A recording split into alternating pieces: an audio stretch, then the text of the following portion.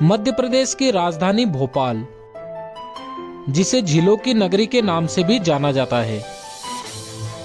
राजा भोज की नगरी भोपाल कई धार्मिक व सांस्कृतिक विरासत को अपने अंदर समेटे हुए हैं।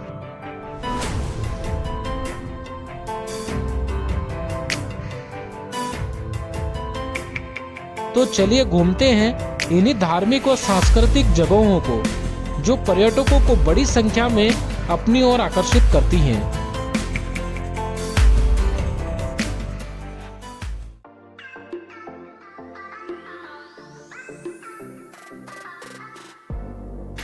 वैसे तो मध्य प्रदेश की राजधानी भोपाल आप किसी भी माध्यम से पहुंच सकते हैं। यहां आप सीधे फ्लाइट के माध्यम से राजा भोज इंटरनेशनल एयरपोर्ट पर पहुंच सकते हैं व ट्रेन के माध्यम से आप सीधे भोपाल रेलवे स्टेशन पर पहुंच सकते हैं। वहीं यहां हर एक बड़े शहर से सीधे भोपाल के लिए बस भी आपको मिल जाएगी।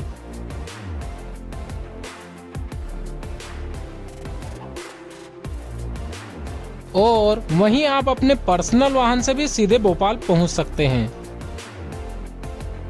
भोपाल घूमने की शुरुआत मैंने राजा भोज की मूर्ति से की, जो अपर लेक के अंदर वीआईपी रोड पर बनी हुई है।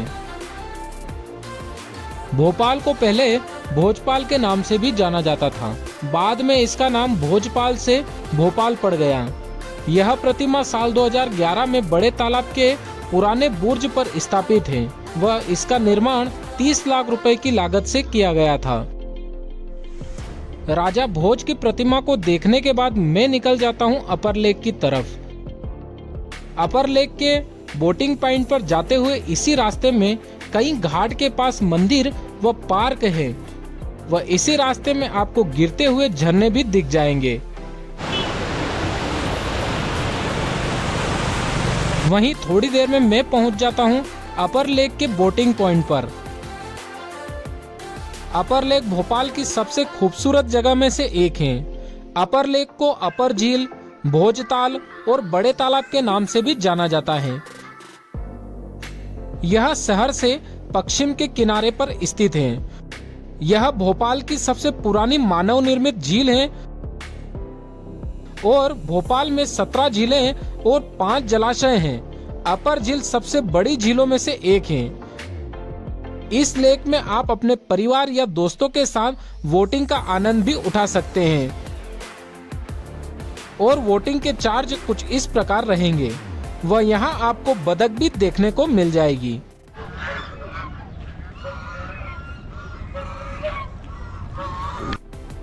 इस अपर लेक के सामने इंदिरा गांधी मानव संग्रहालय बना हुआ है, जहां पर पर्सन 50 रुपए एंट्री टिकट व कैमरे का 100 रुपए अलग से एंट्री टिकट लगता है।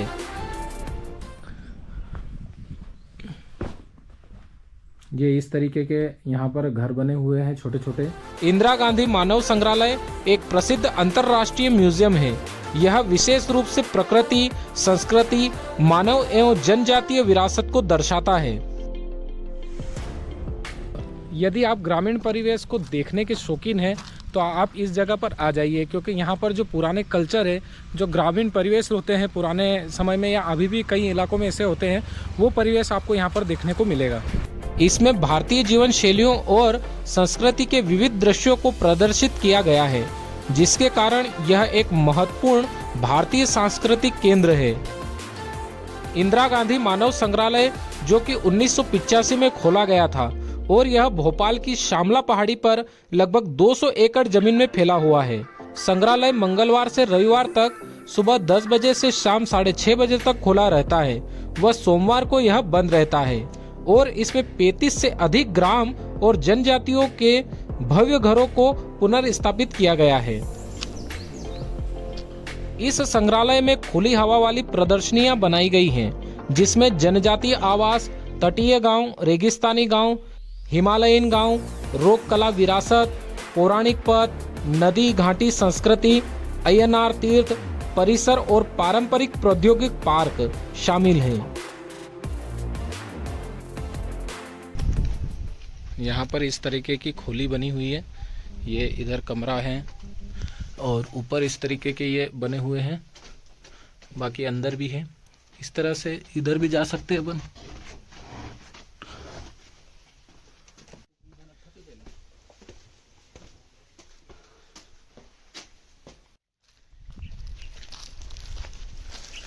इस संग्रहालय के अंदर विधि संकुल नाम से एक बिल्डिंग बनी हुई है, जिसमें एक बड़ा व महत्वपूर्ण संग्रहालय बना हुआ है।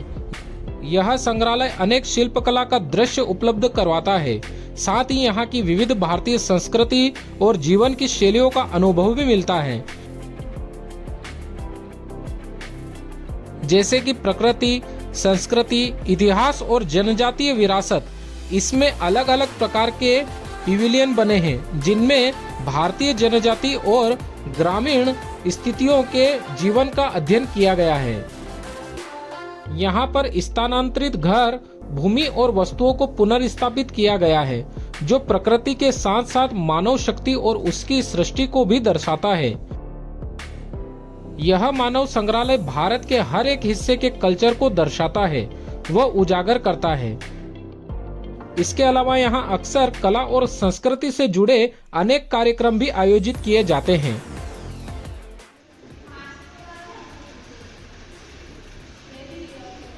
कुल मिलाकर यह संकुल भवन एक अहम स्थान है, जो भारत की संस्कृति, धरोहर को समृद्धि और विविधता को प्रकाशित करता है। यहाँ सामने इस दरवाजे के ऊपर पहाड़ी पर भी कई घर बने हुए हैं। वह यहाँ आने वाले सभी टूरिस्ट के लिए ऊपर ही कैंटीन की सुविधा भी है, जहाँ ग्रामीण परिवेश वाला माहौल है। इंदिरा गांधी मानव संग्रहालय में जब आप आएंगे तो यहाँ पर ऊपर ही कैंटीन की सुविधा भी उपलब्ध है और यहाँ पर बहुत ही रिजनेबल रेट में यहाँ पर भोजन मिलता है। मुझे यहाँ पर जो है मात्र 30 रुपये में दाल, पनीर की सब्जी और प्याज और रोटी, मतलब 5 पूरी देते हैं यहाँ पे, लेकिन पूरी थोड़ा कम थी तो उन्होंने एक एक रोटी रख दी और साथ में अचार।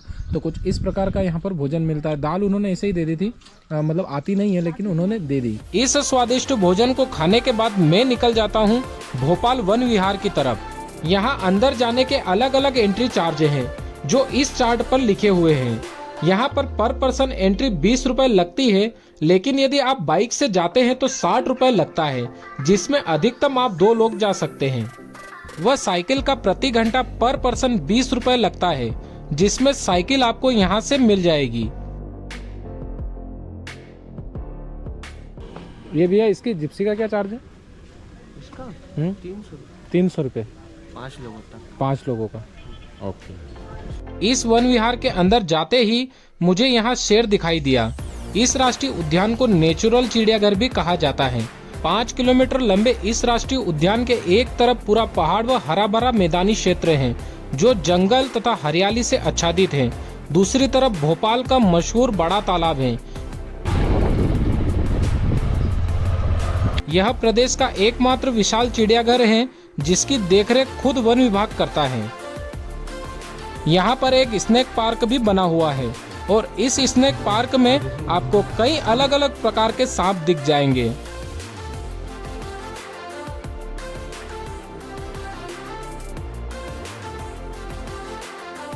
इस चिड़ियाघर के अंदर ही वन विथिका भवन के अंदर एक म्यूजियम है, जहां रियल मृत वन्य जीव के शरीर को कांच के अंदर रिजर्व करके रखा गया है, लेकिन देखने में यह आपको कार्टून की तरह ही लगेगा।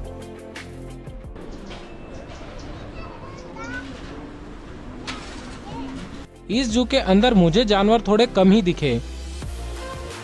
इसके बाद मैं निकल जाता हूँ सैर सपाटा के लिए। सैर सपाटा एक सुंदर घूमने और व्यायाम करने का स्थान है। यहाँ का एंट्री टिकट 30 रुपए पर पर्सन लगता है और यहाँ पर अलग अलग प्रकार के जलाशय और हरियाली से भरे वातावरण है। सैर सपाटा में घोड़े की सवारी, जल यात्रा और अन्य प्राकृतिक कार्यकलाप आपको और भी आनंदित करेंगे। यह जगह बच्चों के लिए एकदम अच्छी है। वैसे तो आप भोपाल कभी भी आ सकते हैं, लेकिन भोपाल घूमने का बेस्ट समय अक्टूबर से मार्च तक का होता है। इस समय मौसम सुहावना होता है व गर्मी कम पड़ती है, जिससे घूमने में आसानी होती है। वहीं घूमते घूमते मैं पहुंच जाता हूं ट्राइबल म्यूजियम में। भोपाल ट्राइबल म्यूजियम का एंट्री टिकट 20 रुपए पर पर्सन व कैमरे का 100 रुपए लगता है। वह बाइक की पार्किंग फ्री है।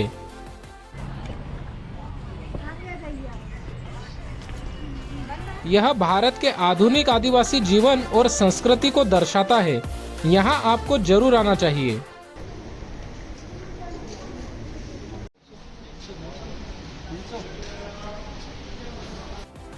इसके बाद मैं निकल जाता हूँ भोपाल के बिरला मंदिर की तरफ। भोपाल बिरला मंदिर को लक्ष्मी नारायण मंदिर के नाम से भी जाना जाता है।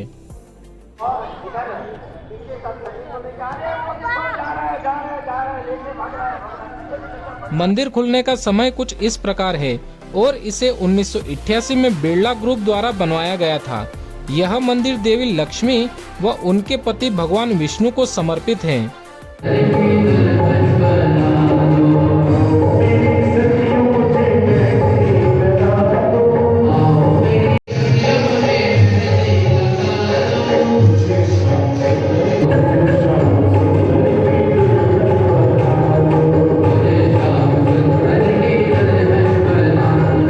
यह मंदिर एक पहाड़ी पर स्थित है और यहाँ से शहर का पूरा दृश्य दिखाई देता है।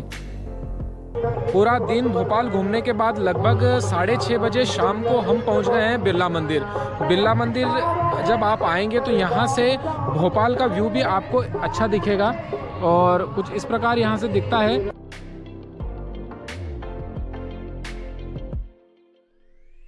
और इस मंदिर में जीडी बिरला संग्रहालय भी पीछे बना है, जिसमें क्षेत्र की कलाकृतियों का बड़ा संग्रह है।